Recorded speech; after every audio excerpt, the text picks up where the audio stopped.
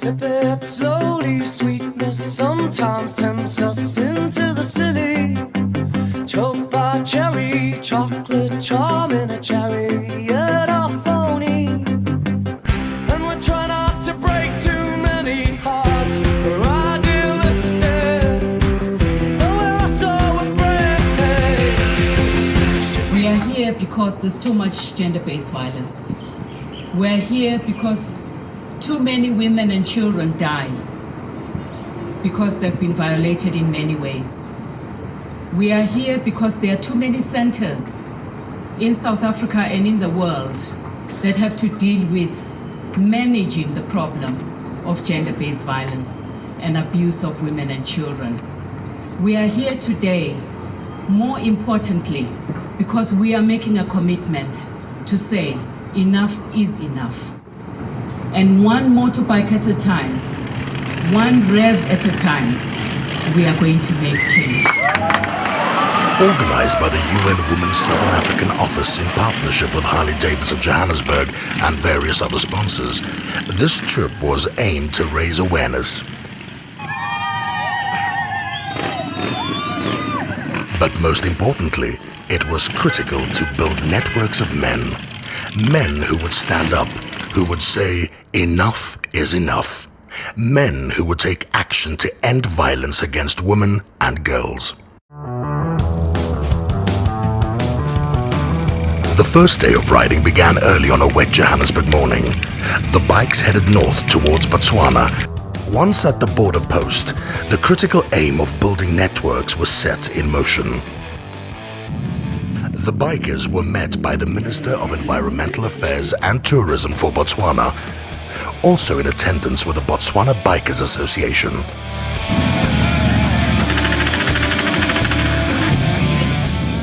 I speak quite frequently, quite often on similar occasions on gender-based violence or gender equality and on any matter close to that. But I must admit that in 9 cases out of 10, the audience is almost entirely women.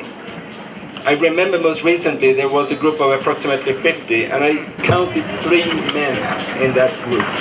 And at this occasion we are a majority men. I think that is in itself something that speaks a lot and something we should be quite happy and proud of.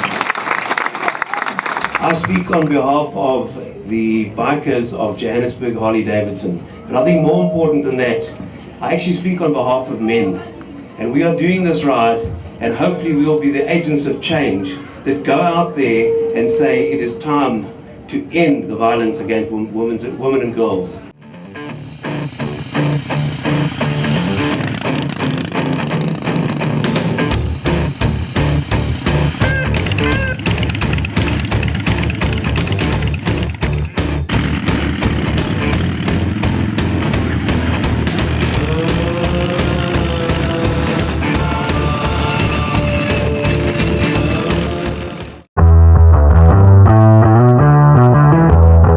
Once in Namibia, the riders enjoyed the beautiful countryside, a very stark contrast to the circumstances of what the women in Namibia are currently experiencing.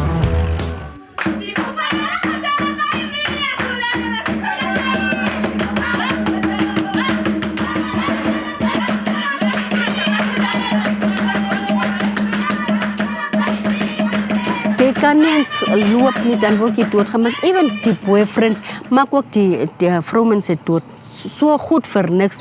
En arme 100-jarige kindertjies wat verkragt word. En hulle kan nie in skool toe gaan. Dit is so onveilig. Ons weet nie as vroumense waar is ons lewe veilig nie. Thank you so very much for being here. And thank you so much again for really using your skills and what you do best to motivate each and every one of us. So thank you very much for being here.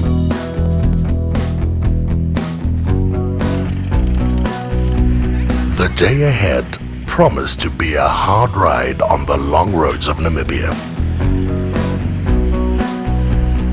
I would say that the campaign is working because the petrol attendant has just said to me, "Julle doen goeie werk.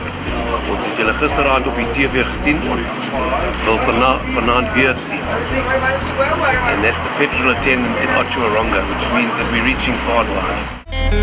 In Zambia, the riders met with men who were actively standing up against violence. Again, networks were formed, bridges built across geographic and cultural distances in this common cause. We're on our way to Lusaka, but we're handing out our stickers, and there seems to be a lot of interest wanting a sticker, and hopefully we're getting some of the message across about ending violence against the women and girls.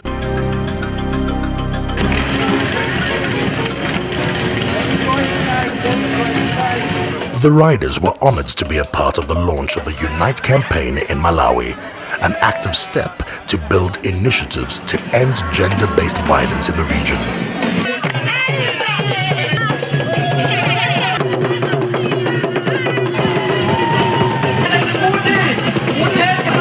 It is necessary for men to take a stand. It does not help for women to talk to themselves about the problem. It is men who are the perpetrators of this crime. Therefore, as real men, we need to make the decision not to abuse our women and children. I am here in Malawi working in UN Women, the UN entity on gender equality, and working with the government and the civil society. In trying to look at things in a different ways and bringing different stakeholders together. So for example, also for this event today and these days here in Lilongwe, in Malawi, we really try to bring together the government, the civil society, the alternative artists, and together with then, local people, to really think of things in different boxes. Entertained and inspired by the dignitaries and artists of Malawi, the riders had to say their goodbyes, but with a promise of return and to build on the friendships and common ground. The engagement of the press as well as public servants had been a critical part of the journey. In Zimbabwe, the riders were met by both. UN Women believes that men who speak out and stand up against violence can be a positive role models in the struggle to end violence against women, setting an example of solidarity and respect. The campaign aims to offer safe public spaces for women and girls as part of the outcome. In Swaziland, the bikers were welcomed by the Association of Bikers of Swaziland.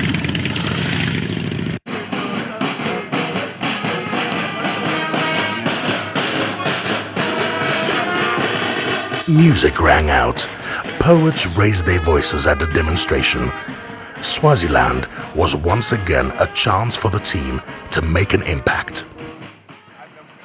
It has not been easy, but if there's one thing that I have realized is that no problem is insurmountable. There's no challenge that we as human beings cannot face. We are faced with a problem not in a country, not on the continent, but in the world of violence against women and girls. And we have to do something about it. My body is young, yet to my uncle and neighbor, it is the brothel that costs nothing. The innocents they burn while they drive fast. The innocents they burn when it pleases them. How come my daddy doesn't know my name?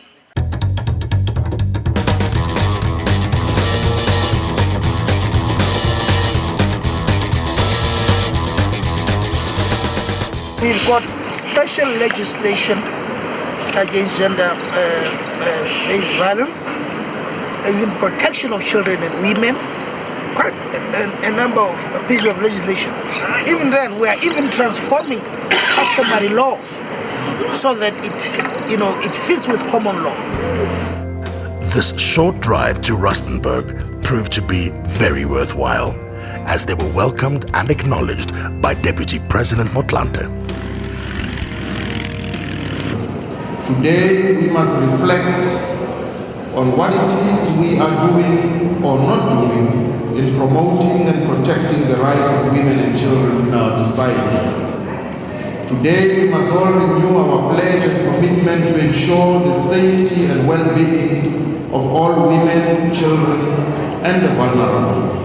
We salute all those who have taken it upon themselves to fight for the rights of the vulnerable groups.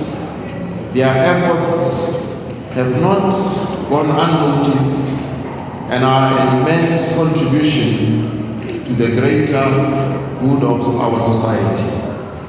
Not in our name, stop now. And I thank you for your attention.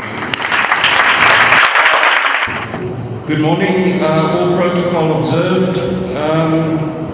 15 bikers set off on the 25th from Johannesburg on an 8,500 kilometer journey which they returned from yesterday.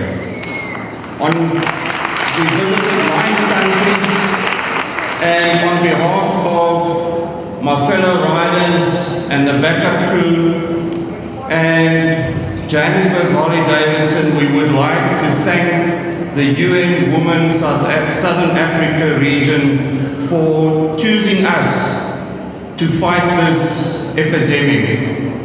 Thank you very much, Mzini. Thank you. With the celebratory cheers still reverberating in their ears, the riders headed home. They had built networks, made friends, and engaged the public. They had spread the word. They had spoken out. The road is still very long.